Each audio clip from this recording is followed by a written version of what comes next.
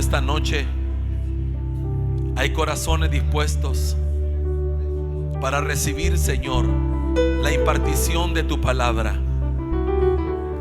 la unción de tu Espíritu Santo.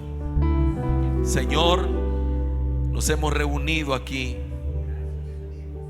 para adorarte, para exaltarte, pero también hemos venido con corazones dispuestos, enseñables, para que tú hagas tu obra en nosotros. Impártenos, Espíritu Santo, derrámate sobre nosotros, que esta noche nuestra vida sea edificada por la unción de tu Espíritu Santo, por una unción profética. Señor, que nuestras vidas sean impartidas hoy, mi Dios amado, de tal manera que a partir de ahora, Señor, podamos decir que tu Espíritu Santo nos ha llevado a caminar en una dimensión profética mayor de la que conocíamos. Gracias, Señor. Que hoy se ha derribado todo argumento, Señor. Que hoy, Padre Santo, se ha derribado todo aquello que se levanta en contra del conocimiento de Cristo.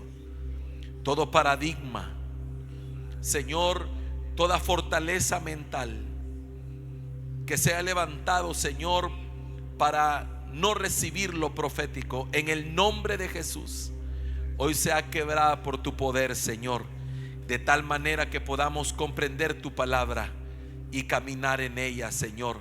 Gracias, porque hoy nos estás abriendo, Señor, nos estás permitiendo entrar a esa dimensión profética donde lo sobrenatural, Señor, se manifiesta. Gracias, papá, porque tú eres, Señor, el que está más deseoso de que nosotros caminemos de esa manera. Gracias, Padre.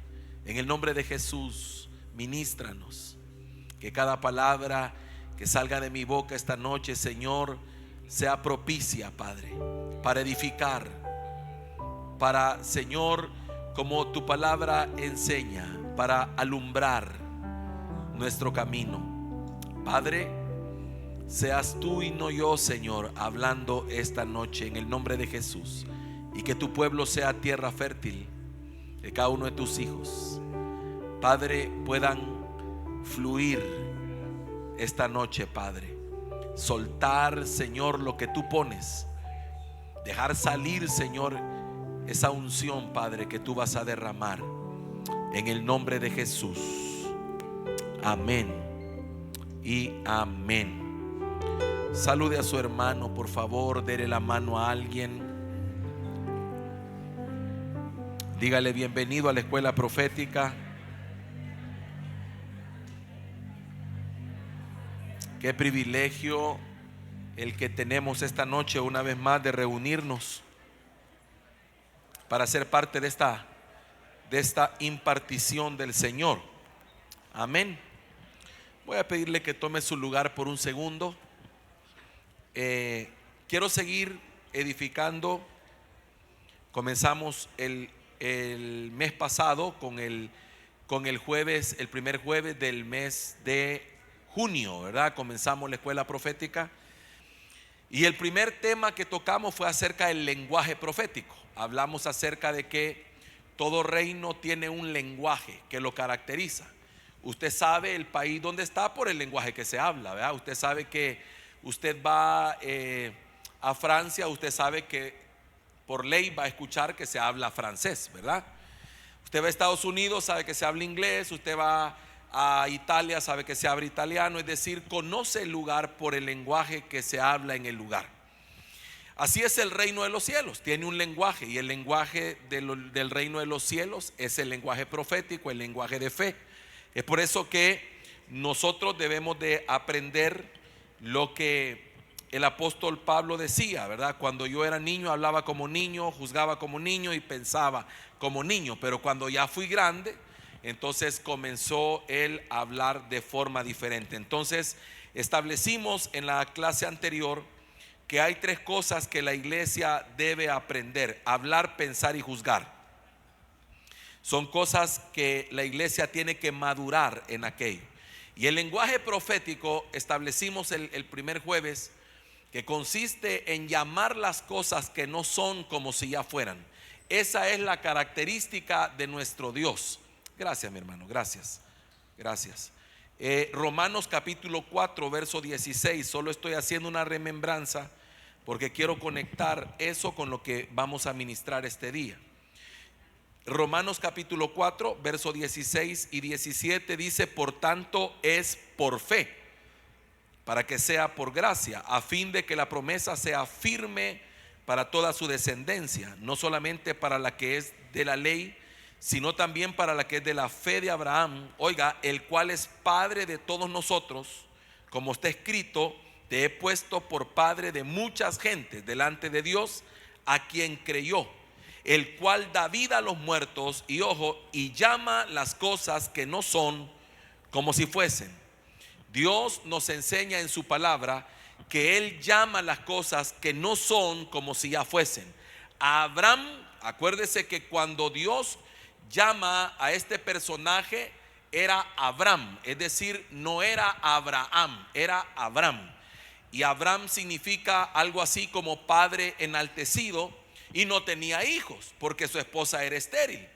Pero Dios lo llama y le cambia nombre y le dice: a partir de ahora tu nombre será Abraham, que significa padre de multitudes. Y no tenía ni un hijo, porque Dios llama las cosas que no son como si ya fueran, porque para Dios no hay pasado, presente y futuro, sino que Él habita en el Olam, que es la eternidad, donde las cosas no van a ser hechas, sino que ya fueron hechas. Es decir, donde todo es, nada fue y nada será, todo es. Es decir, el Olam es esa dimensión donde todo es. El Padre conoce el final de nuestra vida porque Él habita en el Olam. Nosotros somos los que nos desesperamos porque no sabemos qué va a pasar mañana, pero Él ya lo sabe. Así que mire a la persona que está a la par suya y dígale: no te preocupes, Dios tiene control de tus tiempos, Él ya conoce el final de la historia, Él lo sabe todo. Amén. Así que el lenguaje profético consiste en poder comprender que Él llama las cosas que no son como si fuesen. Por eso debemos cambiar la forma en que hablamos. Nosotros hablamos por lo que nuestros ojos naturales ven, y eso lo hace cualquier persona. Ahora, cualquier persona puede hablar acerca de lo que mira con sus ojos naturales. Si usted llama a una persona que no es cristiana, puede llamar incluso a una persona que profese cualquier otra creencia y le pregunta: ¿qué color es esa pared? Pues le va a saber decir porque sus ojos lo están mirando. Entonces eso no requiere fe, ni tampoco requiere la ayuda del Señor. Pero para llamar las cosas que no son como si fuesen, ahí sí necesitamos al Espíritu Santo de Dios, porque Él es el que nos revela el futuro de las cosas. Es decir, Él es el que nos muestra cómo las cosas van a ser. Por lo tanto, usted no tiene que fijarse en el estado actual de las cosas, porque Dios las va a cambiar. ¿Está conmigo acá? Ahora, hablando en esa misma dirección acerca de aprender a hablar, también tenemos que tocar el tema acerca del don de profecía. Diga conmigo: don de profecía. El don de profecía es dado por el Espíritu Santo a los creyentes para hablar una palabra en un momento específico para alguien específico. Eso significa que la palabra del Señor, si me acompaña, 1 Corintios capítulo 14. 1 Corintios 14, quiero leerle un par de versos. Primeramente el verso 1 dice: seguid el amor. Oiga, primero, seguid el amor. Y luego dice: y procurad los dones espirituales. Esa palabra procurar significa anhelar, desear, buscar. Es decir, hay que procurarlos, hay que querer los dones. Pero sobre todo que profeticéis, porque ahí se está hablando que el don de profecía está siendo establecido como de uno de los dones primarios. Ya va a comprender por qué. Entonces significa, el verso 12 dice que tenemos que abundar en ellos. No solamente tenemos que procurarlo. Dice así también vosotros, pues que anheláis dones espirituales, procurad abundar en ellos. Oiga, ¿para qué? Para edificación de la iglesia. Así que en un lugar donde no se cree en los dones del Espíritu Santo, no hay edificación para la iglesia. Porque la iglesia crece, es edificada a través de los dones. Por eso tenemos que entender que los dones están vigentes, porque mientras la iglesia esté vigente, los dones están vigentes. No hay tal cosa como algunos establecen que los dones ya no están vigentes. Hay corrientes denominacionales que establecen que los dones ya cesaron. A eso se le llama corrientes cesionistas, es decir que ellos dicen que los dones ya cesaron, que ya no existen. Pero eso sería como decir entonces que la iglesia ya terminó su proceso en la tierra y nosotros todavía estamos edificando a la iglesia, así que son necesarios los dones. Y dice en el verso 39, hay otra cosa que me llama la atención.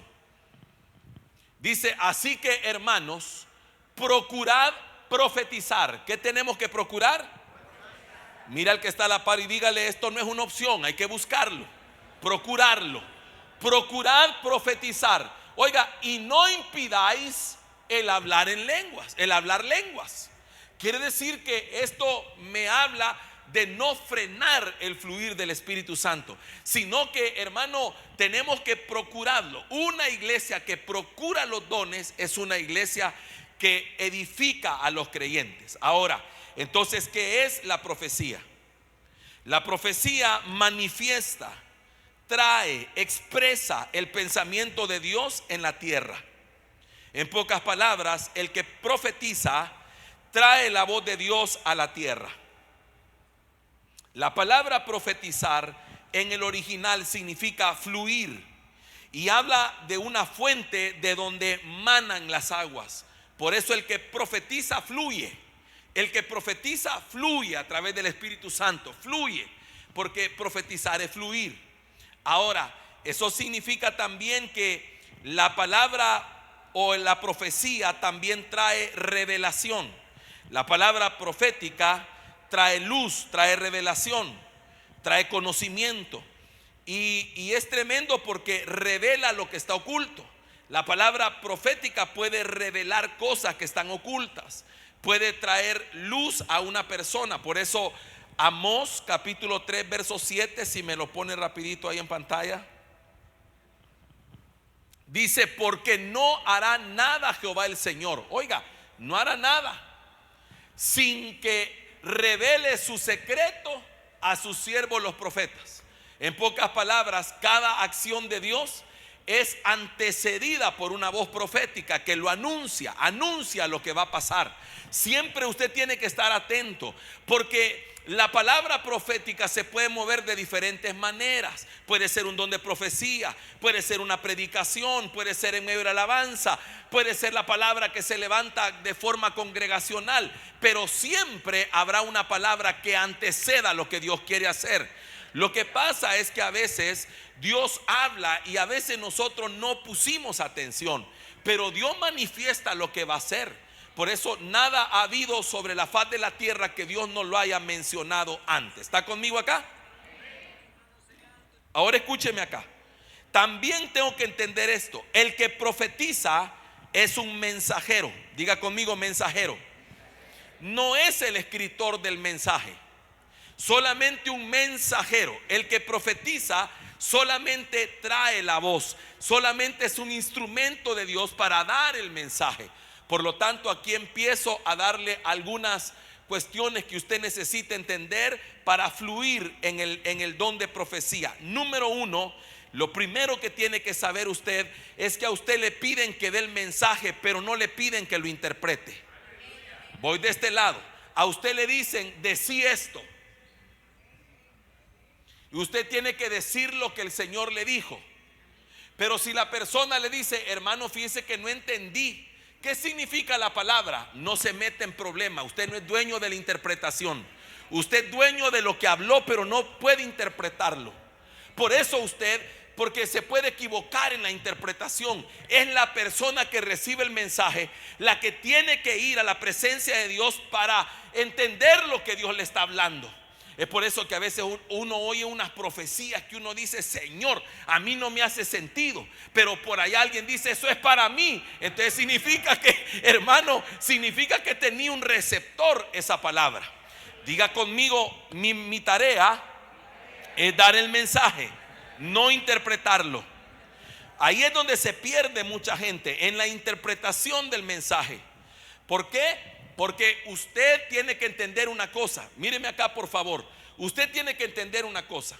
Si usted es la persona que da el mensaje, usted se puede ver tentado a interpretarlo por varias razones. Uno, tal vez porque conoce la situación. Yo por eso aquí voy con el segundo punto. No se meta a darle profecía a la gente cuando usted sabe lo que están pasando, porque corre el riesgo de mezclar su alma con el mensaje de Dios.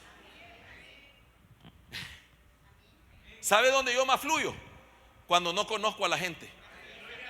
Cuando no conozco a la persona, generalmente es cuando me dejo ir, porque sé que ahí no me puedo confundir en nada. Es decir, ni lo conozco, ni sé quién es, ni de dónde viene. Así es que yo le digo: esto dice el Señor, y pa. Pero cuando usted ha estado en conversación, en conocimiento y todo del tema, hermano, guarde su alma, porque se puede usted confundir. Entonces pueden haber prejuicios, puede anteponer lo que conoce. Entonces usted tiene que comprender que no le toca a usted interpretar, le toca a usted dar el mensaje. Yo a veces le digo: mire, hermano, dice el Señor tal cosa, y eso averígüelo usted. Eso no me toca a mí. Yo solo soy el mensajero. Es como cuando llega el del recibo de la luz a dárselo, a entregarle, o el del agua, el que sea, ¿verdad? Él solo lo mete bajo la puerta y adiós, ¿verdad? Y usted se: ¿y esto? No, vaya a preguntar a Anda, aquí no. Entonces, por eso tiene que comprender que nosotros no podemos mezclar lo que pensamos o sabemos, ni tampoco dejarnos llevar por apariencias. Por ejemplo, Samuel es enviado por el Señor a la casa de Isaí de Belén, y le dice: ve a la casa de Isaí de Belén, porque de uno de sus hijos me he provisto para rey. Perfecto, estaba clara la cosa. Solo que no le dijo cuál. Cuando estés ahí te voy a mostrar lo que vas a hacer. Así que no le dio tiempo a Samuel de que en el camino fuera pensando, no, sino que cuando estés ahí te lo voy a revelar.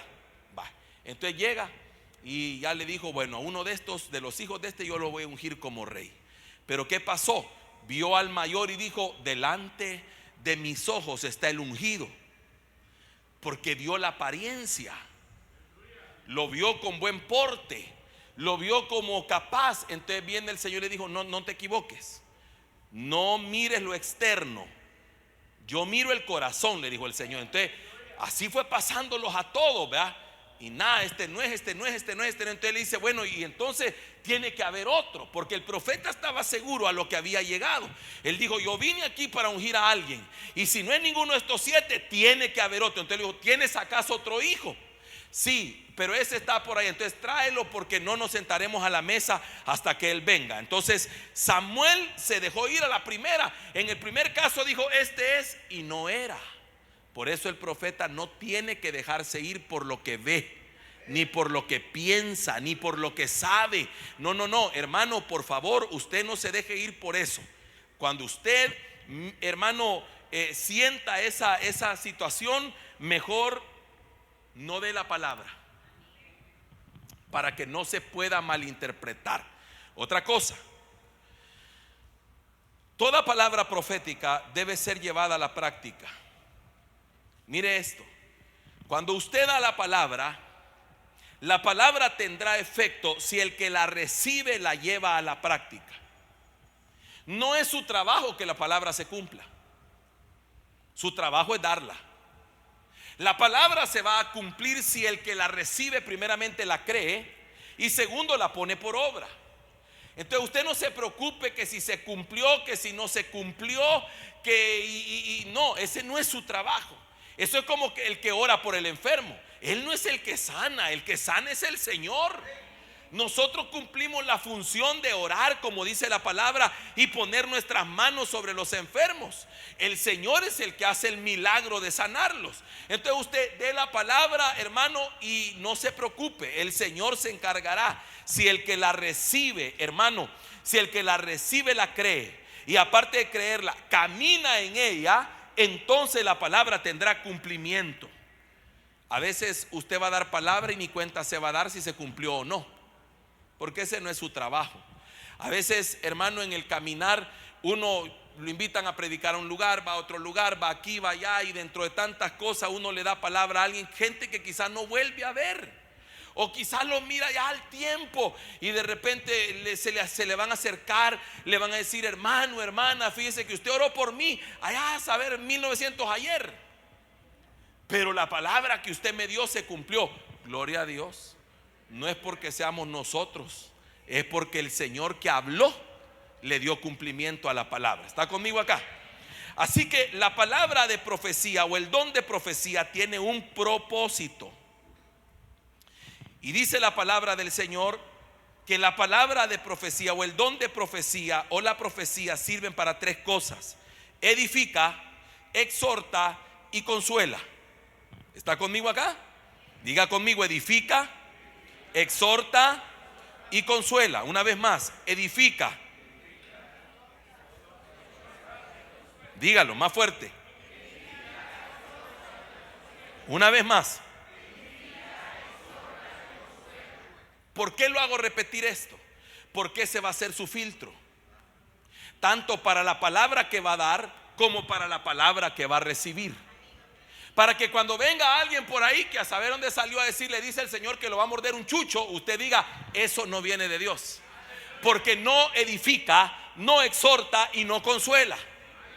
Hay un filtro, y todo lo que se salga de ese filtro, usted tiene todo el derecho de no recibirlo.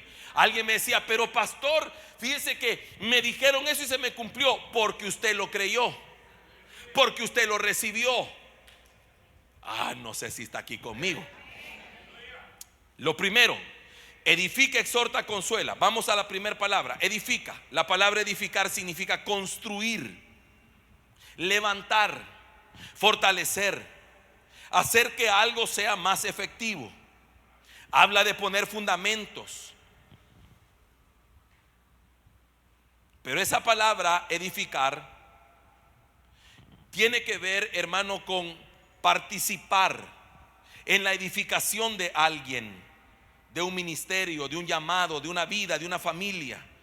Lo que busca el Señor con la profecía en esta área es edificar a partir de un diseño que Dios ya estableció para alguien.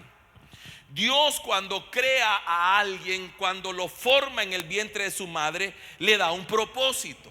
Usted no nació por casualidad en esta tierra. Usted nació por causa de un propósito. Dios agarra, hermano, a uno llamado Jeremías, al profeta Jeremías. ¿Cuántos se acuerdan? Y le dice al profeta Jeremías: desde el vientre de tu madre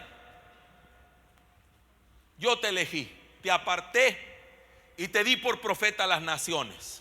Así que ya Jeremías tenía un propósito establecido, así como usted tiene un propósito establecido. ¿Cuántos saben eso? Levante su mano derecha, diga: yo tengo un propósito. Así que eso significa que hay un diseño de Dios para su vida. Y la profecía viene, hermano, para edificar, pero a partir de ese diseño. El propósito de la profecía es que usted sea edificado en el diseño de Dios, según los planos, las líneas trazadas por Él.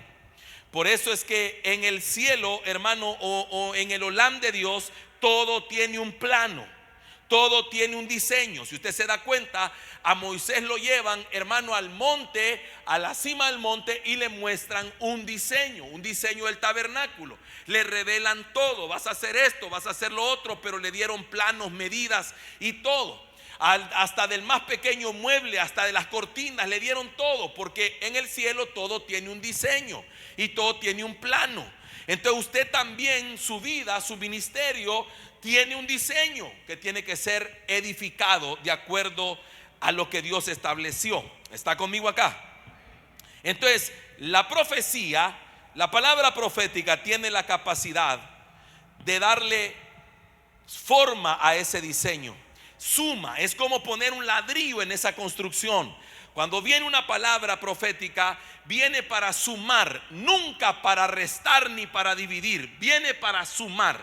Cuando una palabra profética viene, va a edificar a la persona, la va a hacer estar más cerca de su diseño, la va a acercar más al Señor. Mire lo que dice acá, también lo anoté, esto me gustó mucho. Porque también la palabra profética tiene la capacidad de rediseñar lo que está mal.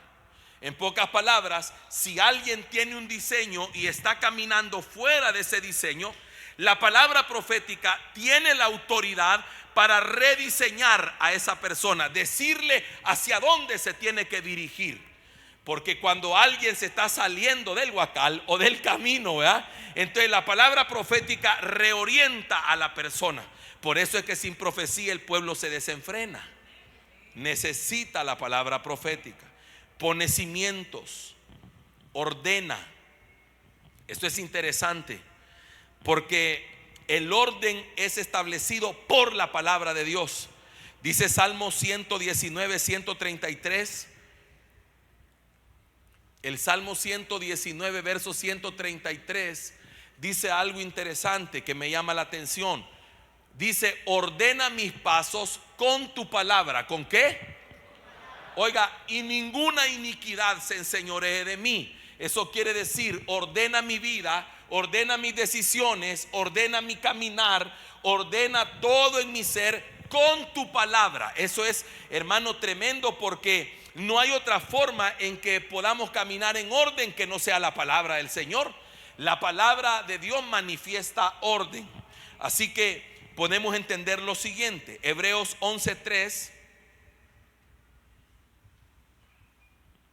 dice esto: por la fe entendemos haber sido constituido el universo por la palabra de Dios, de modo que lo que se ve fue hecho de lo que no se veía.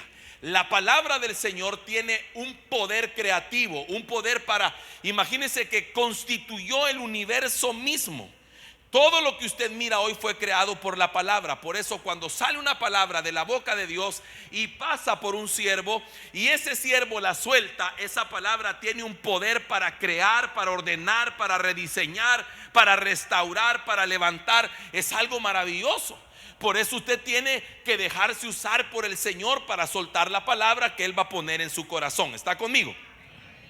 Entonces, cuando Dios creó todo de la nada, es el único que puede crear de la nada.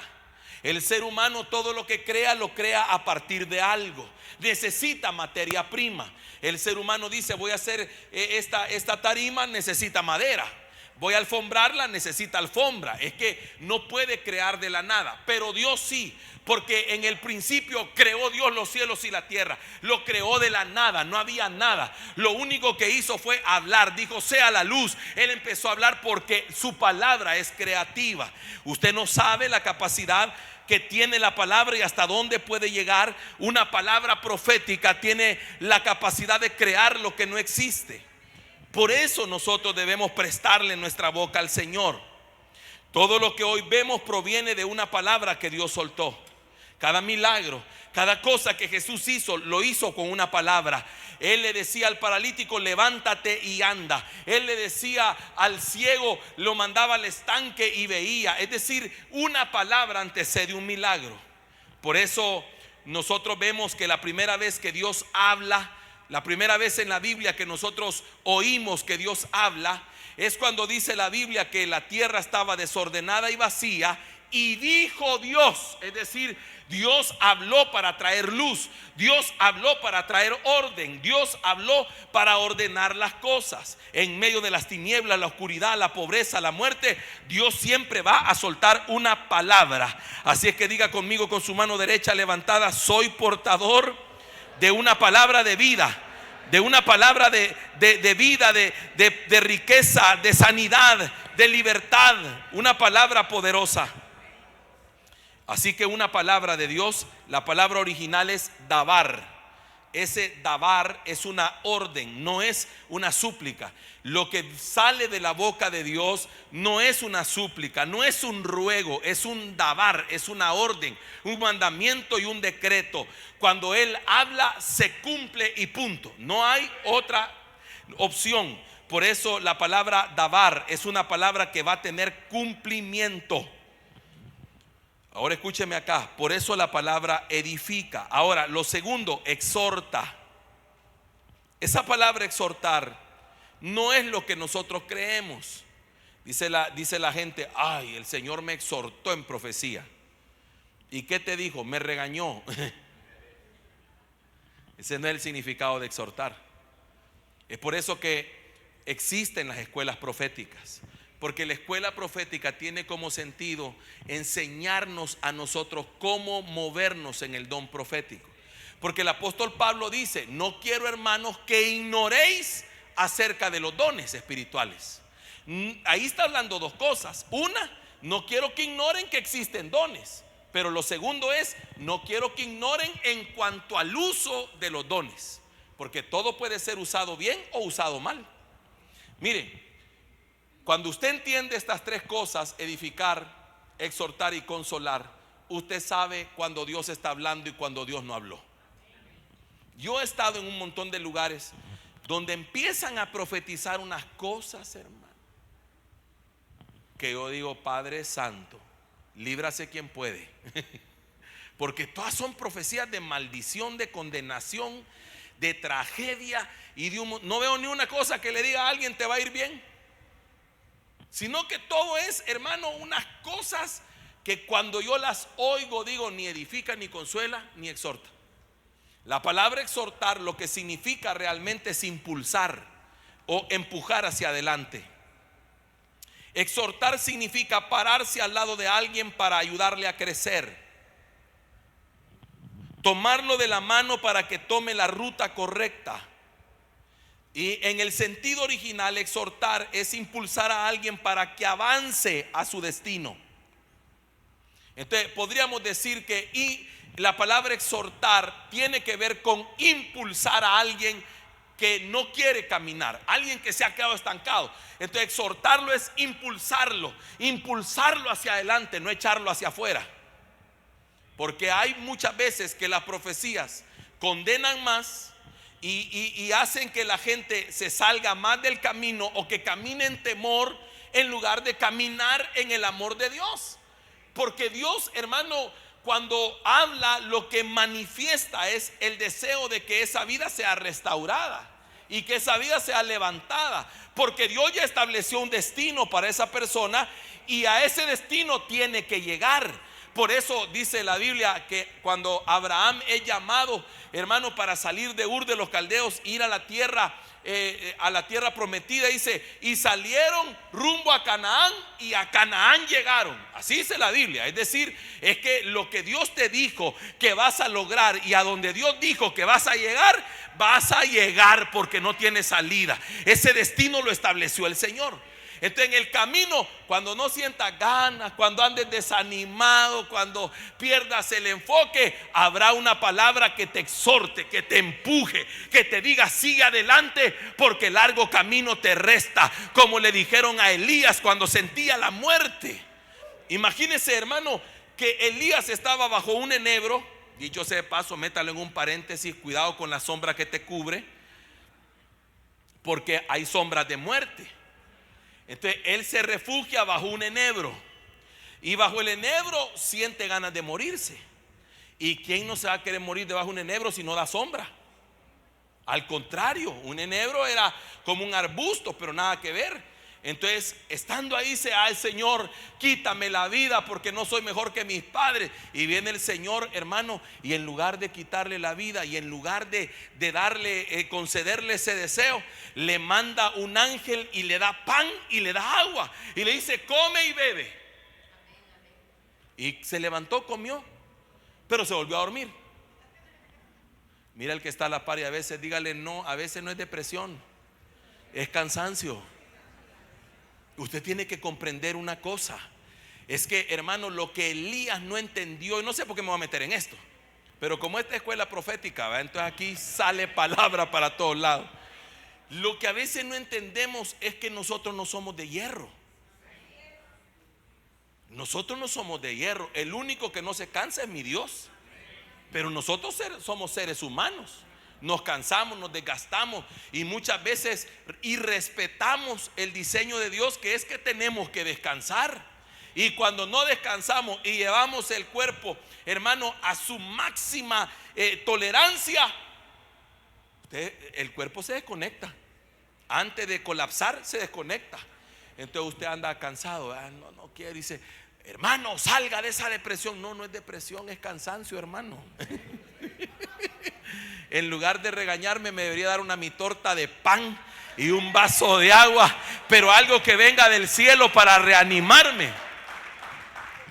Entonces mire, le dan, come, bebe y se vuelve a dormir, y el Señor lo vuelve a despertar y lo toca. Y cuando lo toca, hermano amado, le dice, come y bebe.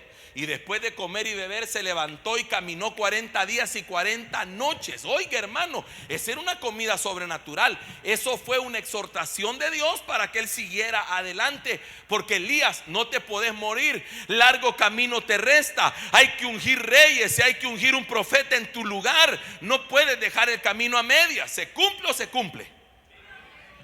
Así que nosotros tenemos que entender que vamos a ser exhortados para llegar al final de nuestras vidas. Número 3, consuela. Diga conmigo, consuela. La palabra consolar significa fortalecer a alguien en un momento difícil. Eso significa que la palabra, el don de profecía, nace para traer esperanza en la dificultad. ¿De qué le sirve a alguien que está, hermano, pasando el desierto sin zapatos, ¿verdad? Y que la profecía, en lugar de decirle no te preocupes, dice el Señor que Él está contigo, para animarlo, venga y le dice, y peor se va a poner la cosa. Esperanza, va, hermano. Eso no es esperanza. Por eso usted tiene que entender, hermano, imagínese que usted está pasando, o alguien está pasando, esta persona está pasando por un momento difícil. Lo que necesita oír esa persona es que Dios está con él y que Dios lo va a sacar adelante. Pero viene alguien y le dice, y dice el Señor, aún no has pasado nada, te falta todavía. Ajá, lo mató. Porque eso, hermano, no puede. Es que el Señor mismo dice para qué es. O sea, Él me da herramientas, edifica, exhorta. No cumple con eso, lo siento. Es que, hermano, ¿sabe qué es lo que pasa? Que a mucha gente le enseñaron que con solo que digan dice el Señor, ya está escrito en piedra. Y hay gente caminando en condenación por una profecía que le dieron. Hay gente, hermano, que caminando en situaciones tan difíciles porque alguien le dio una profecía y la agarró, porque como le dijeron dice el Señor, entonces esa persona hasta se siente mal en decir no la recibo. Pero en el mundo espiritual se tienen que recibir las cosas. Por ejemplo, el apóstol Pablo preguntó y dijo, ¿y ustedes recibieron al Espíritu Santo cuando creyeron? Y dice, si ni siquiera sabíamos que hay Espíritu Santo. Porque se recibe, es decir, cuando usted oye una palabra tiene que recibirla. Si usted, hermano, entiende que viene de Dios, la tiene que recibir. Pero si usted entiende que no viene del Señor, que esa palabra va a traer culpa, va a traer vergüenza, va a traer desánimo, esa palabra va a traer condenación, usted tiene todo el derecho de decir, yo no recibo esa palabra. Aunque se enoje el profeta. Ahí déjelo que se enoje, que vaya a pelearse con Dios y que le diga, mira, no me recibieron la palabra. No importa. Pero usted tiene comunión con Dios, ¿sí o no? Va. Entonces, si usted tiene comunión con el Espíritu Santo, significa que cuando le dan una palabra, el mismo Espíritu Santo le dará testimonio si viene de Dios. Tan sencillo. Entonces consuela, fortalece en momentos difíciles, trae esperanza. Afirma a alguien en medio de la tormenta. ¿cuántos necesitarán una palabra de consuelo? Así que el don de profecía es un regalo de Dios para la iglesia. Por eso se llaman dones, porque son regalos. Ahora, ¿cuáles son los requisitos? ¿Qué requisitos debería cumplir alguien para profetizar? Número uno, estudiar la palabra. Nadie que no estudie la palabra, debería profetizar. El que no estudia la palabra no debería profetizar. Porque, hermano amado, escúcheme acá. En el antiguo tiempo habían escuelas de profetas, pero es que no le enseñaban a la gente a profetizar. La gente piensa, cuando es una escuela profética, me van a enseñar a profetizar. No, lo que te van a enseñar es cómo caminar. Porque el profeta debe caminar de una manera adecuada delante del Señor. Te van a enseñar la palabra, te van a enseñar lo que no se debe hacer, te van a enseñar ética ministerial, te van a enseñar, hermano, a ser leal al Señor, a representar a Dios de una manera correcta. ¿Cómo podemos profetizar sin conocer la palabra? Porque óigame acá, nunca una profecía va a contradecir la escritura. Porque si hablamos de palabra profética, la palabra profética más segura es la Biblia. Nada está por encima de ella. Es decir, la Biblia es la palabra profética por excelencia. Quiere decir que cuando predicamos, profetizamos, porque estamos predicando la palabra profética. Ahora, cuando viene alguien y da una profecía que va en contra o contradice la escritura, eso no puede venir de Dios. Él no se contradice a sí mismo. Por eso el profeta debe conocer, estudiar la palabra. Debe ser un estudioso de la palabra. Debe ser alguien que se congrega. Yo le he dicho a usted toda la vida, si alguien viene a dar una palabra y usted no lo conoce, primero pregúntele, ¿dónde se congrega? Ay, Señor Jesús. Porque hay gente que ni se congrega. No tiene lugar donde estudiar la palabra, pero quiere que todo el mundo le ponga atención y quiere que todo el mundo le oiga. Hoy tenemos un grave problema con las redes sociales. Todo el mundo profetiza. Ahí salen profetizando, ahí salen diciendo, mira, a mí me gusta, ¿sabe qué me gusta ver? Me gusta ver cuando quedan en como chantajes, porque salen diciendo, el Señor me reveló que tal fecha va a pasar tal cosa, y la gente guarda el video, y cuando pasa un día después y se va, ¿dónde está que sucedió lo que dijiste? Y los exponen. Pero son gente que a saber de dónde salen y que quiere que todo el mundo le ponga atención. No son estudiosos de la palabra. Hay gente en las redes profetizando cosas que van a pasar, y yo digo, ¿y que acaso no han leído la escritura? No han leído Apocalipsis, no conocen nada de escatología, no saben nada de los eventos finales y están hablando de cosas que van a acontecer. Hay gente diciendo ahí que nos agarremos que tal fecha, tal cosa. Yo digo, eso no puede pasar. Y no puede pasar no porque yo lo diga, sino porque la escritura me dice lo que va a acontecer. ¿Está conmigo? Número 2, además de estudiar la palabra, rendir cuentas. Si alguien quiere profetizar, debe ser alguien que rinda cuentas. Es decir, debe estar bajo autoridad. Si usted conoce gente que no está bajo autoridad, usted tiene el derecho de decir, pero ¿y esta persona quién la corrige cuando hace algo malo? ¿Quién la reconviene cuando tiene un mal comportamiento? ¿A quién le rinde cuentas de dónde está, para dónde va, qué hace? ¿A quién le rinde cuentas?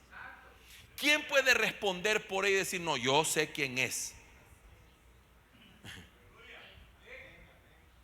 Hay un apóstol conocido que tiene esta frase y dice, yo necesito saber qué pata puso ese huevo, dice. ¿De dónde salió? Porque en el momento que a mí alguien me dice, me congrego en tal parte, sé qué doctrina tiene. Inmediatamente. O sea, es que usted sabe, eso es tremendo. Necesitamos saber. Hay gente profetizando que no cree en la cobertura. Hay gente profetizando que cuando usted le pregunta quién es su pastor, no sabe, no tiene. Una vez hablé con alguien Y le dije, ¿y su pastor quién es? ¿O quién es su cobertura? Y me dijo, yo tengo hilo directo, me dijo. Vaya, dije yo, este salió mejor que todos. Este tiene hilo directo. Vaya, dije yo. O sea, este no necesita pastor, no necesita autoridad, este directo con el Padre. Vaya, dije, este ya lo van a arrebatar, ya lo van a levantar, ¿verdad? Número 3, tiene que vivir en santidad, porque el vivir en pecado contamina la profecía. Vivir en santidad para que la profecía sea pura, sin mezclas. Es por eso que a usted le interesa quién es la persona. No puede separar el mensaje del mensajero. Es que bueno, póngale, le voy a poner un ejemplo sencillo para que usted me lo agarre. Míreme acá. Supóngase que usted tiene una gran sed y quiere tomar agua. ¿De qué le sirve a usted que usted vea que el agua la van a sacar del filtro? O sea, viene limpia, ¿verdad? ¿De qué le sirve que usted diga, el agua viene filtrada, pero el vaso está sucio? ¿De qué le sirve? ¿Se la tomaría? Pero el agua está limpia, pero el vaso está sucio. Entonces usted no puede separar el agua del vaso. Necesita comprender eso. Por eso usted tiene que saber quién es. Porque mire chascos que nos llevamos. De repente vemos gente que decimos, wow, wow, wow. 3 wow, ¿verdad? Pero de repente nos damos cuenta, y esa mujer con quien la que está, ¿quién es? ¿Es la esposa? No, no es la esposa. Y entonces, no, tiene otra. Pero y entonces, pero profetiza bien. Sí, pero profetiza y cuando impone manos. Una gran contaminación, ¿verdad? Entonces, ¿de qué sirvió? Necesitamos entender que por eso es necesario conocer la vida del que profetiza. Por eso usted en esta escuela profética se le enseña o se le va a seguir enseñando acerca de vivir en santidad, de guardarse para Dios. Fíjese que una cosa que entiendo yo es esta. Daniel fue llevado a Babilonia, ¿se acuerda? Pero lo primero que Daniel hace con sus amigos, bueno, esa iniciativa fue primariamente de Daniel. Él dice, propuso en su corazón no contaminarse con la comida del rey.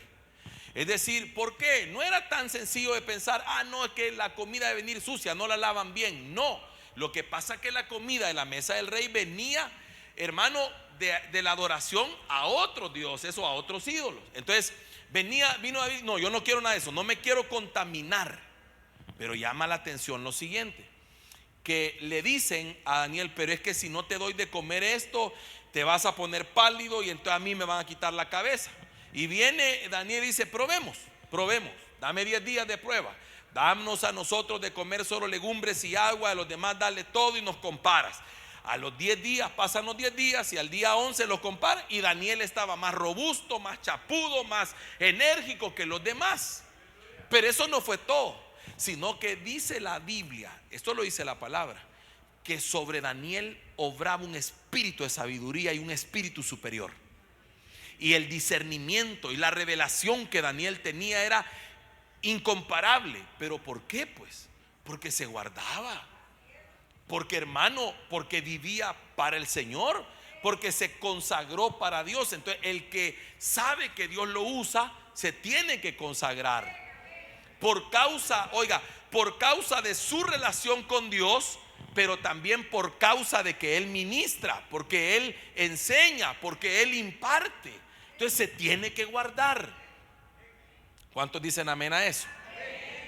Número 4, debe tener comunión con Dios a través del Espíritu Santo. No podemos decir que Dios nos va a usar si no tenemos comunión con Dios, relación con Dios, tiempo con Dios. Eso es bien importante, porque ¿de dónde recibimos el mensaje? Del Señor. De lo contrario, hermano, vamos a hablar de la carne, o vamos a hablar de nuestros deseos, porque a veces hay gente que lo que transmite es el deseo de su corazón. Puede ser que alguien te desee lo mejor, vea, hermano, dice el Señor que lo va a bendecir, y tal vez no lo oyó de Dios, sino que fue su deseo decirle que lo va a bendecir el Señor. Pero el problema es que el deseo de él no necesariamente se va a cumplir. Lo que se va a cumplir es la palabra que sale de la boca de Jehová. Entonces dice el Señor: si hubieran estado en mi secreto,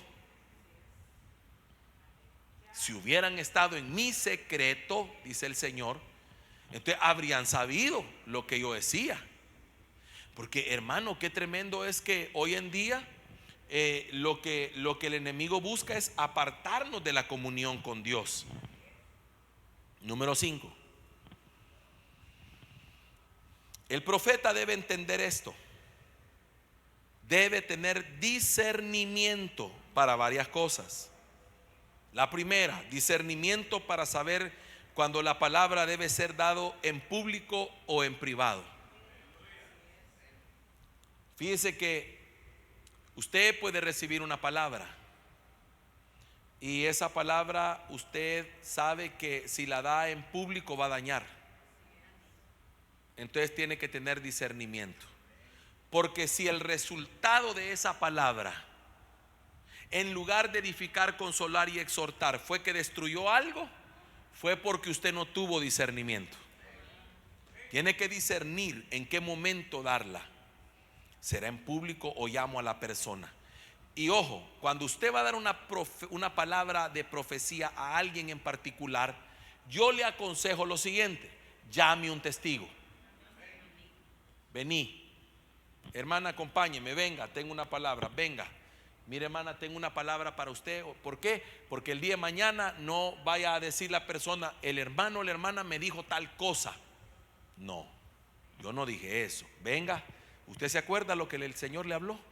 Es decir, por eso tiene que tener el discernimiento. Número 2, tiene que tener discernimiento para saber el momento para dar la palabra. Dice la Biblia, esto para todos nosotros, métaselo a la bolsa: el espíritu del profeta está sujeto al profeta. Nadie me puede decir: pastor, yo tuve que dar la palabra porque no podía callarme. Claro que sí podía. El espíritu del profeta está sujeto al profeta. No me venga a decir: es que no pude, hermano, no pude. No es cierto. Lo que pasa es que eso es falta de discernimiento. Por eso es que los dones tienen que ser usados por gente madura. O mejor dicho, nosotros tenemos que ser llevados a la madurez en el don. Con la práctica usted va a ir madurando y sabiendo: no, entonces ahorita no es momento. No va a morir nadie porque no se dio una palabra. Va a llegar el momento, va a llegar el tiempo, va a llegar la oportunidad. Dios va a mostrar el momento específico y oportuno. Amén. Luego la otra cosa es lo mismo que al principio le decía: no interpretar la profecía. Usted no sabe lo que la persona está viviendo, solo déla. De lo que el Señor le muestra, de lo que el Señor le habla. Hay gente que para dar una palabra profética la recibe de diferentes maneras. Unos la reciben oyendo algo, otros la reciben viendo algo, otros solamente sienten un impulso a decir algo. Entonces, independientemente como sea, usted déla como la recibe. El Señor se encargará, porque Dios sabe a quién le está hablando. En lo personal, cuando yo doy una profecía, es que yo veo una imagen, veo algo que está pasando, veo una escritura o veo cosas. El Señor me muestra viendo. Entonces yo estoy viendo y estoy diciendo lo que veo. Estoy viendo que se abre una puerta, estoy viendo que esto y que el otro. Entonces lo que veo, eso hablo. No lo entiendo, pero yo lo hablo. Y la persona sabrá que es para él, ¿verdad?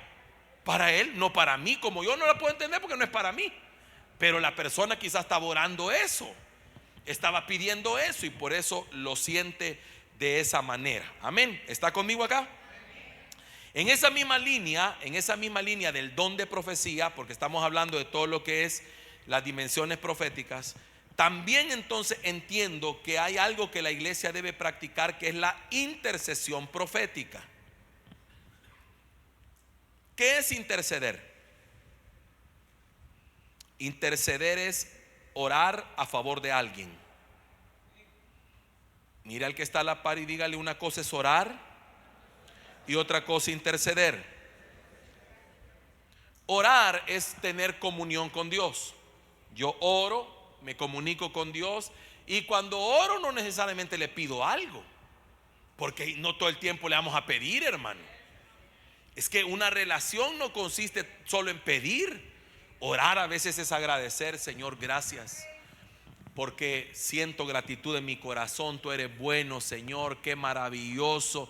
Hay veces que no va a pedir, pero la Biblia me enseña que si algo debemos nosotros practicar es la intercesión por nuestros hermanos. Es decir, debemos orar por nuestros hermanos, orar por los gobernantes, orar por el que está en opulencia o los que están en eminencia, perdón, orar por los que están enfermos, orar por los que están pasando necesidad. Pero aquí viene un problema. La intercesión no es pedirle a Dios lo que yo quiero que se haga en el otro, porque yo no conozco el diseño. Por ejemplo, le voy a poner un ejemplo. Ay, Padre.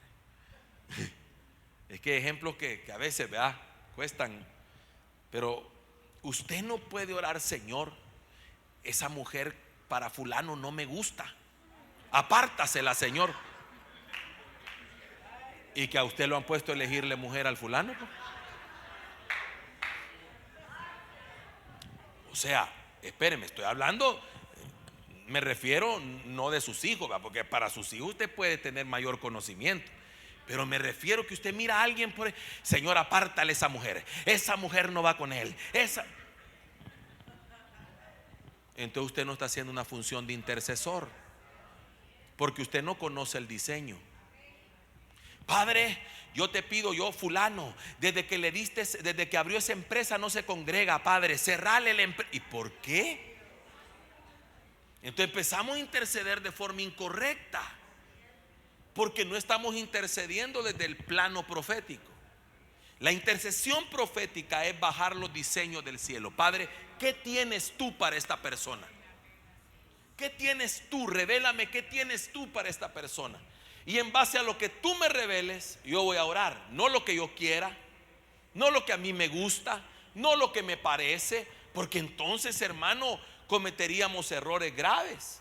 Porque no siempre lo que yo quiero es lo que Dios quiere, ni tampoco lo que a mí me gusta es lo que a Dios le gusta. Usted puede ver en la Biblia cosas, hermano, donde el Señor hizo cosas tremendas. Mire, aquí nos vamos a meter en algo así como medio complicado, pero la Biblia dice en el libro de los Jueces que hubo un hombre llamado Sansón, ¿se acuerda? Y Sansón, hermano, tiene un nacimiento profético, porque la madre era estéril, nunca había tenido hijos. Para poder tener hijos tuvo una visitación, y el que la visita le dice: sé que eres estéril y nunca has tenido hijos, pero vas a tener un hijo varón, y este comenzará a librar a mi pueblo de mano de los filisteos, y tú te guardarás desde ya. Y le dice, empieza a hablar de que Sansón iba a ser nazareo, es decir, desde el vientre él no iba a tener contacto ni con la vid, y no iba a tocar nada inmundo ni nada muerto. Todo eso excelente, ¿verdad que sí? Pero Sansón crece un poquito desvariado, porque todo lo que tenía que evitar jugaba con fuego. Le dijeron que no tenía que tener contacto con la vid y se metía en los viñedos, que no tuviera contacto con lo inmundo, y él, hermano, sacó un tarro de miel de la boca de un muerto. Tremendo, ¿verdad? Pero de repente Sansón se enamora de una filistea.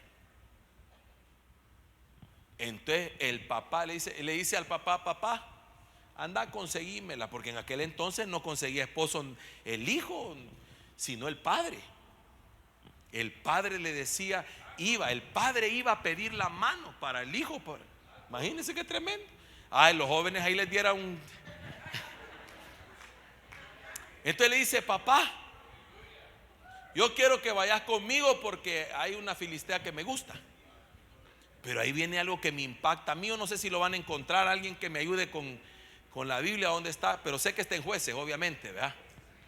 Y entonces, hermano, viene el padre de Sansón y le dice: pero hijo, y que no hay mujeres en medio del pueblo. No, papá, le dijo, pero es que ella me agrada o ella me gusta. Va, hasta ahí estamos bien, ¿verdad?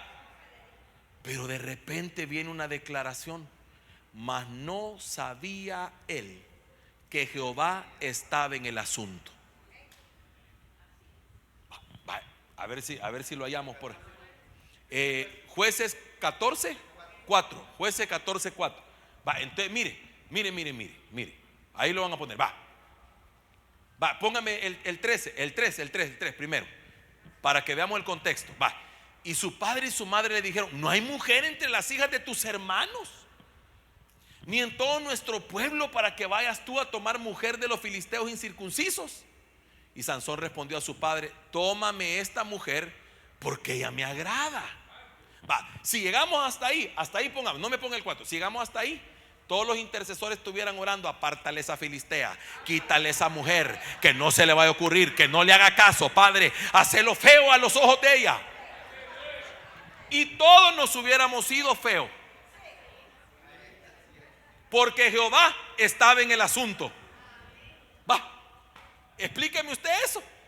Entonces dice el verso 4. Oiga el verso 4: mas su padre y su madre no sabían que esto venía de Jehová. ¿De dónde venía? De Jehová. Explíquese eso.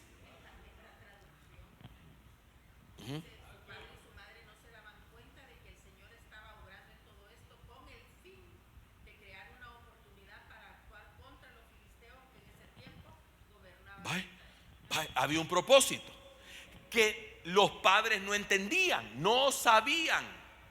¿Y cuántos intercesores nos iremos feo porque no sabemos? Porque interponemos lo que queremos, lo que pensamos, prejuiciamos, decimos. ¿Y si Dios está en el asunto, hermano? Por eso la oración más preciosa que usted puede hacer por alguien es: Padre, que se haga tu voluntad. Es que, hermano, es que ahí usted resume todo. Y no, el Señor Jesús dijo: Padre, si es posible, pase de mí esta copa, pero que no se haga mi voluntad sino la tuya. Entonces, Señor, yo no entiendo lo que está pasando. No sé, Señor, para mí esto es, porque yo me imagino los padres de Sansón: Señor, y el ministerio de mi hijo. Señor, pero si tu palabra dice que no puede ser, que muchas cosas. Pero Jehová estaba en el asunto. Y Dios dijo: es que yo sé para dónde lo llevo. Él tiene que cumplir un propósito y lo va a cumplir. Yo lo estoy empujando, espérense. Como no hay manera que este arranque, lo voy a hacer arrancar. Entonces voy a crear una enemistad. Pero todo eso no lo sabían. Y eso es lo que nos pasa cuando nosotros no nos metemos a la presencia de Dios para entender el propósito, lo que está sucediendo. Padre, ¿qué es lo que está pasando? Por eso no podemos orar por otro queriendo imponer lo que nosotros quisiéramos o lo que a nosotros nos parece. Tenemos que orar de una perspectiva profética. Señor, que tu diseño se cumpla. Señor, que tu propósito se cumpla en esta persona. Señor, que lo que tú tienes para esta persona, Señor amado, se manifieste en esta temporada. Por eso no nos compete a nosotros decir que queremos que se haga. Imagínese, hermano, nosotros, ¿qué le puedo decir yo? Pidiendo cosas que Dios dice: es que no es por ahí. Por eso la intercesión tiene que ser la oración que trae el diseño de Dios sobre una persona. La intercesión también significa recordarle a Dios las promesas que le ha hecho a alguien. Es por eso que usted, cuando ora por otro, tiene que decirle: Señor, acuérdate las promesas que tú le has dado. Acuérdate lo que le has prometido. Acuérdate de cada palabra que ha salido de tu boca. Acuérdate, Señor, que tú le dijiste tal cosa. ¿Por qué? Porque eso es lo que hace un intercesor. Un intercesor es alguien que se levanta a favor de otro. Por eso la Biblia usa la palabra acordarse en muchos momentos. Dice la Escritura: y se acordó Jehová de Noé y de los animales que iban en el arca. Pero no es que se le olvidó. No es que Dios diga, como cuando usted mete algo al horno y se le olvidó y se le quema. No, a Dios no le pasa eso. Ese se acordó Jehová llegó el tiempo. Es que Dios dijo, vaya, póngamelo ahí en el arca y ya va a llegar su momento.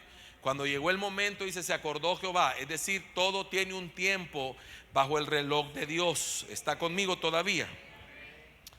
Así que la intercesión profética es bajar diseños, es establecer las cosas que Dios ha dicho para alguien, es clamar por las promesas. Señor, tú prometiste tal cosa. Oiga esto, no es recordarle a Dios el pecado de la persona. Señor, mira fulano, mira cómo anda, Señor. Y el Señor dice, ya sé cómo anda. ¿Y que acaso yo no sé cómo anda? Yo sé cómo anda. No, pero no me recordes cómo anda. Recordame lo que yo prometí. Recordame lo que yo voy a hacer. Recordame que yo soy el Dios que pasará. Oiga, yo soy el Dios que borrará su iniquidad y su rebelión. Yo soy el Dios que lo visitará en el tiempo correcto. Yo soy el Dios que cumplirá lo que le prometió. Por eso es que el intercesor debe tener cuidado con lo que pide. Porque si usted viene, hermano, a hablarle al Señor y Señor, y que mira a fulano, Padre, y es tu siervo, pero se ha apartado, Señor, y anda pateando el cable, Padre Santo. Bueno, ¿qué le quiere recordar al Señor? ¿Que anda mal? ¿O le quiere recordar, Señor, trae a memoria tus promesas para su vida? Llámalo, Señor, de ahí donde está, Padre Santo, porque tú diste una palabra para esta persona y esa palabra va a tener un cumplimiento. Es decir, usted empieza a bajar las promesas, los diseños, todo lo que Dios le ha mostrado a usted que se va a cumplir en esa persona, usted lo empieza a bajar en intercesión profética. Son ámbitos. Por eso el don de profecía es un ámbito. La intercesión profética es otro ámbito. Número 3, la alabanza es otro ámbito profético.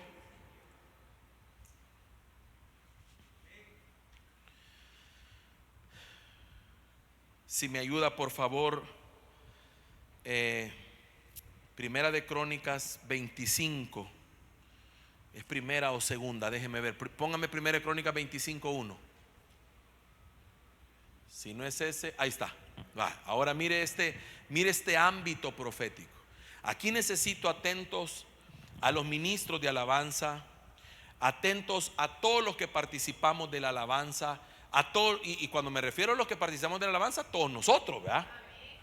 Mire lo que hace David. Dice, asimismo David y los jefes del ejército apartaron para el ministerio a los hijos de Asaf, de Emán y de Jedutum, para que profetizasen con arpas, salterios y címbalos.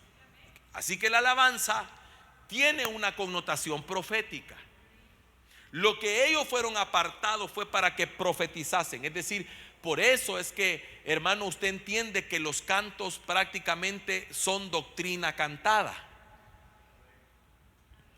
Entonces, me llama la atención. Ahí hay muchas cosas que mirar, y varias palabras que resaltar. Número 1, apartaron.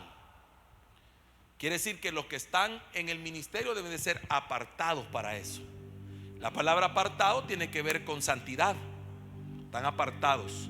Por eso ahora usted entiende, míreme acá, por eso usted entiende que bajo esa óptica el que canta para Dios no puede estar cantando para el mundo, porque está apartado. Si alguien le pregunta a usted, pero ¿quién dice que no puedo cantar otra música? Ahí lo dice, están apartados para el ministerio, o sea, separados. Número 2, la palabra ministerio. Es decir, que la alabanza no es un grupo, no es una banda, es un ministerio, porque se sirve a través de eso y se ministra a través de eso. Pero ahí entiendo esto.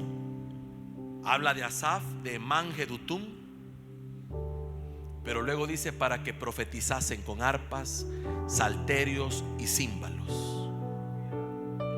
Porque la alabanza establece una atmósfera profética. En la alabanza profetizamos. Por eso es que los cantos de victoria profetizan, establecen la victoria del Señor sobre sus enemigos. La alabanza tiene que traer diseños de Dios a la tierra. Por eso, hermano, yo le vivo diciendo: revise lo que canta, fíltrelo, filtre la letra de lo que canta. Y no solo la letra, también el ritmo, la melodía. Edifica, establece una atmósfera del cielo. Por ejemplo. Ay, Señor, aquí me meto en lío, pero ¿usted se imagina los ángeles rapeando, reggaetoneando? ¿Y cómo es que me vienen a decir que hay reggaetón cristiano o rap cristiano? Si son ritmos diseñados para promover un desorden o una cultura de algo. Entonces Dios no puede moverse ahí. Entonces viene el Señor y dice: no, momento, es que la alabanza es para profetizar. La alabanza es para que profeticen. Por eso la alabanza tiene que estar llena de palabra, palabra, palabra, palabra, palabra. Es que la mayoría de cosas que usted ve cuando cantamos tienen que incluir parte de la Biblia, tiene que incluir parte de la palabra del Señor, porque la alabanza tiene que llevar ese componente profético. No solo cuando cantamos, todo lo que hacemos al alabar. La palabra alabanza o la palabra alabar tiene muchas palabras en el hebreo que la describen.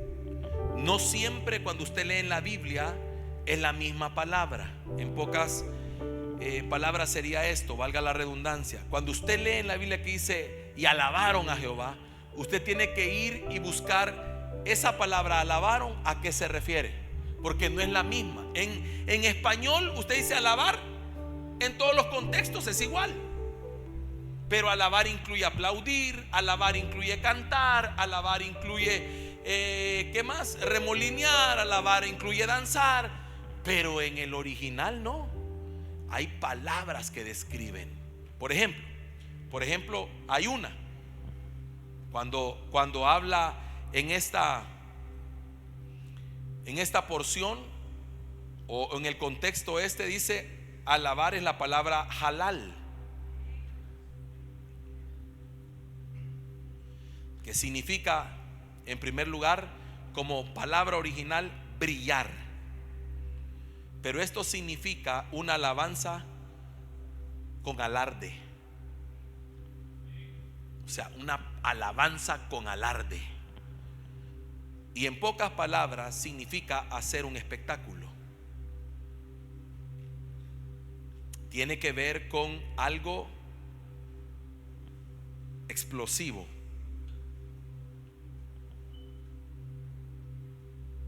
De ahí viene la palabra aleluya, que es alabanzas a Jehová. Tiene que ver esa palabra halal con glorificar, con engrandecer. Pero esto me llama la atención. Halal significa jactarse de algo. Espéreme. Cuando yo alabo, me jacto del Dios que tengo. Cuando yo alabo, me jacto del Padre que tengo. Estoy haciendo alarde de que tengo un Dios en los cielos que todo lo puede. Y eso no lo puedo decir calladito, eso lo tengo que manifestar de una manera tremenda. Por eso profetizo, hermano, cuando estoy alabando, estoy profetizando. Por eso usted tiene que cambiar la manera que alaba, no que lo haga mal, tiene que crecer en su alabanza para Dios.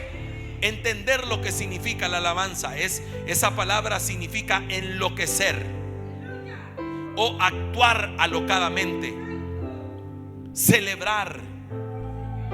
glorificar. Y el sentido de esta palabra tiene que ver, hermano, con mostrar o exhibir algo.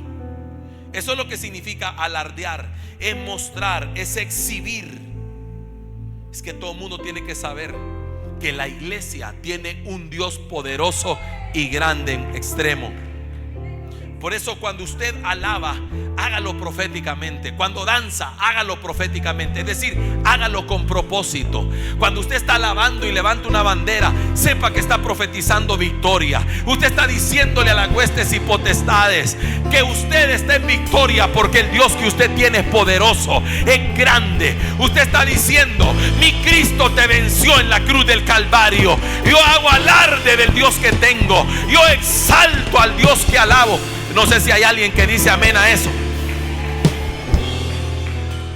Toque a alguien y dígale: tu forma de alabar tiene que adaptarse al modelo de Dios.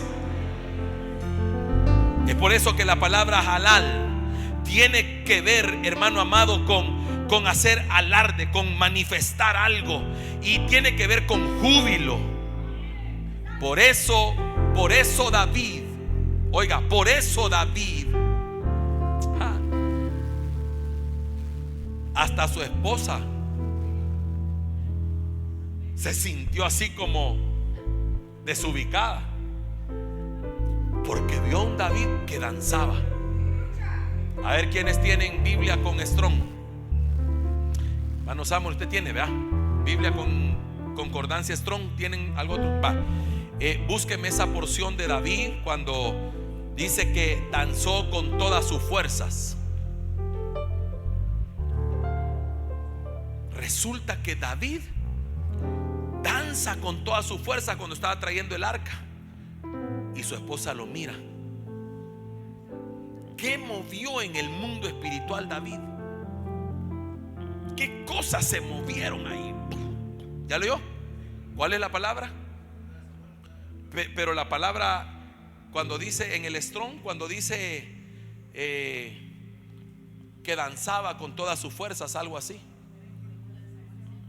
Segunda de Samuel 6:14. ¿Cuál es la palabra en el hebreo ahí? Ahí está. Y David danzaba con toda su fuerza delante de Jehová. Esa palabra danzar que se usa ahí,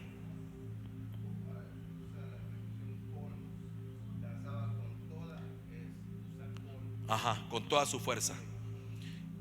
En pocas palabras, esa palabra danzar es de donde se obtiene el término remolinear.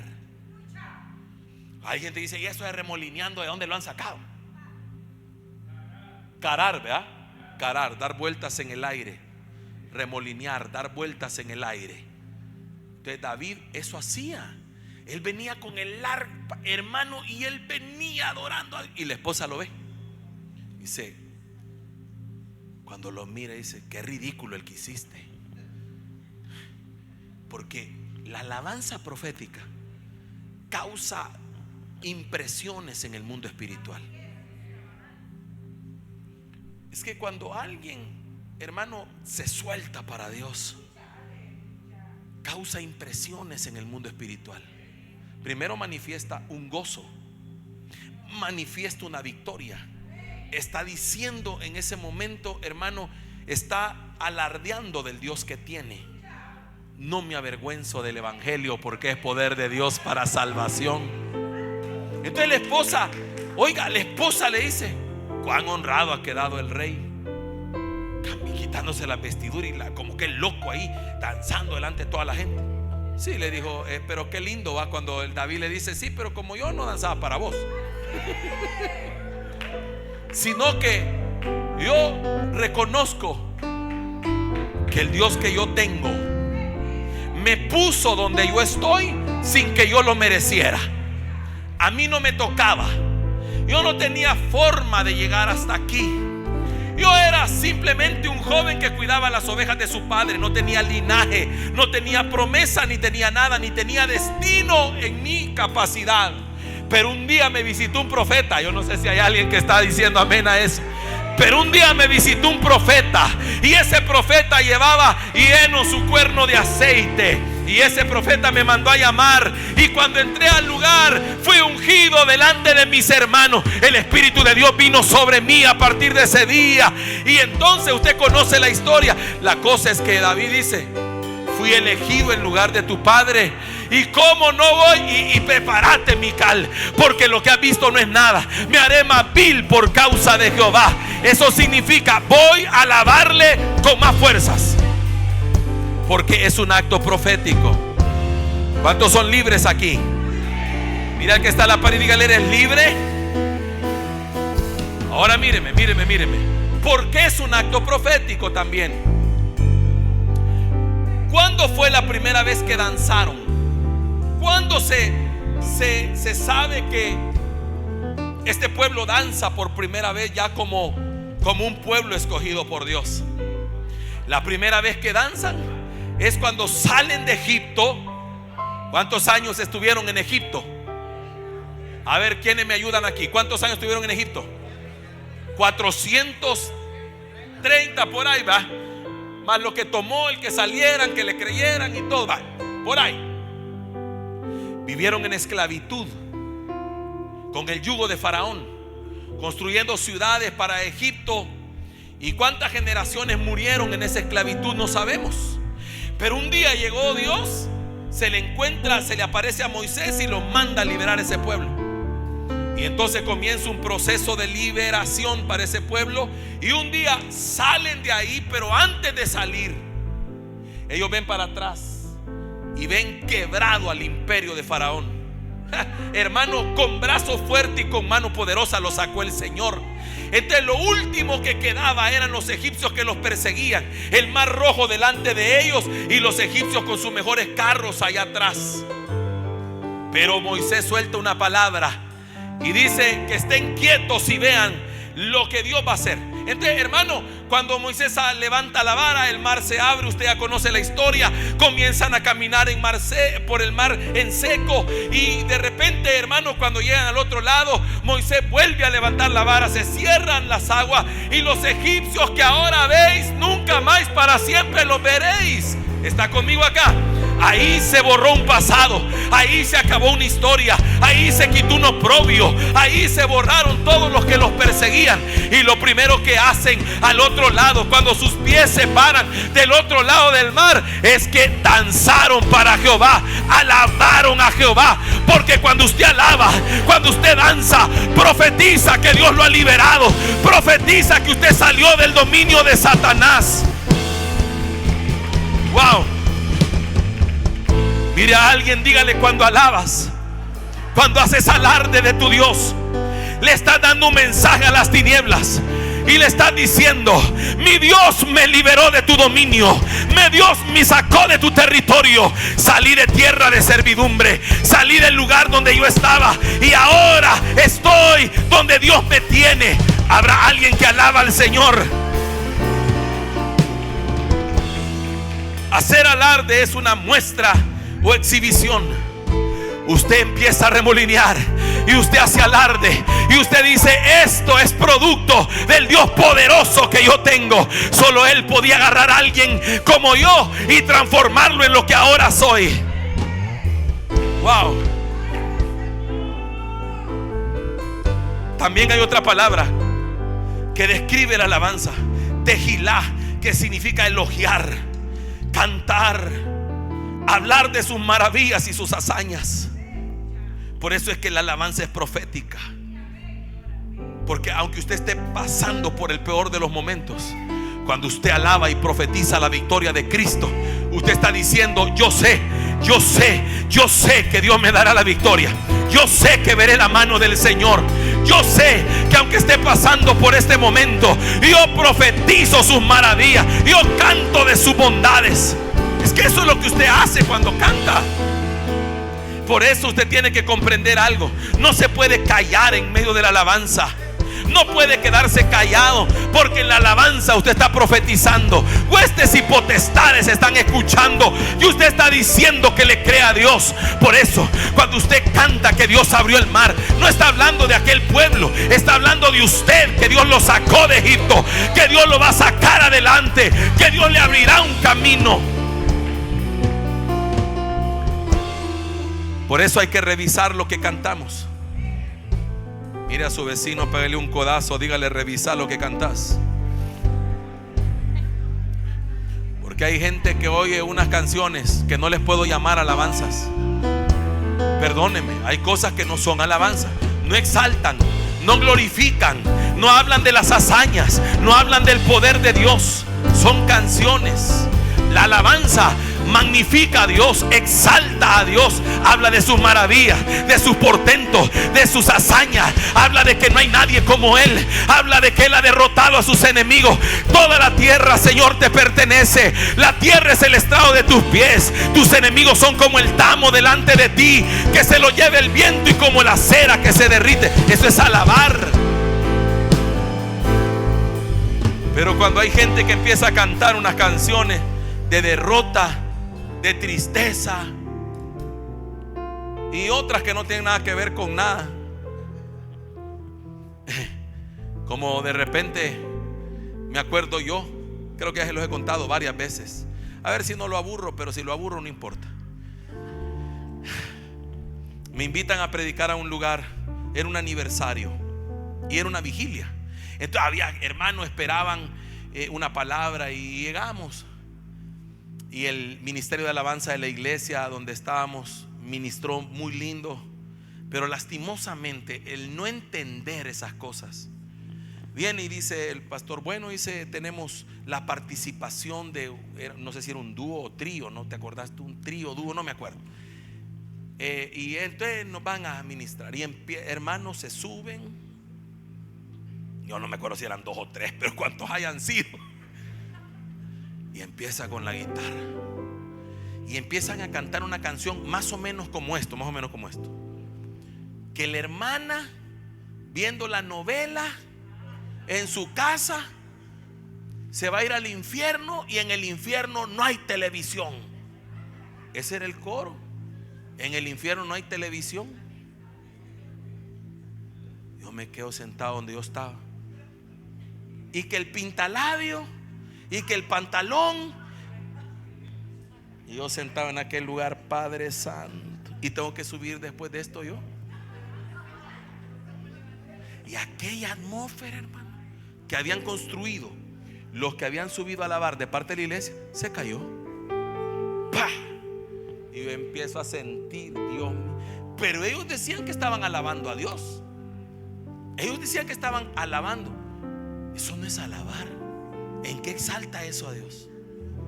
¿En qué magnifica su nombre? Cuando usted empieza a cantar: tuyo es el reino, tuya es la gloria, tuyo el poder. Usted le está diciendo al diablo: andate de aquí que no cabes. Todo es de mi Dios, todo es de Él. A su nombre sea la gloria. Y empieza a alabar. Y hermano, usted empieza a profetizar y a crear una atmósfera donde todo es posible. Wow. Es por eso que la alabanza no es un relleno en la iglesia, ni tampoco es un tiempo desperdiciado. Es estratégico. Mire a su hermanito lindo, dígale: es estratégico. Porque nosotros, los que entendemos de atmósferas proféticas, cantamos con estrategia. Sabemos lo que queremos lograr con la alabanza, a dónde queremos llegar. Usted tiene que saber que lo que canta está cumpliendo un propósito en el lugar. Es por eso que los que están en la alabanza deben de estar conectados. Imagínense yo hablando de sanidades, y Dios sana, y el Señor va a sanar este día, y entonces suben los de alabanza, y en lugar de ponerse a ministrar algo que hable de sanidad, se ponen a cantar cualquier otra cosa. Eso es no estar conectados. Entonces no hay estrategia.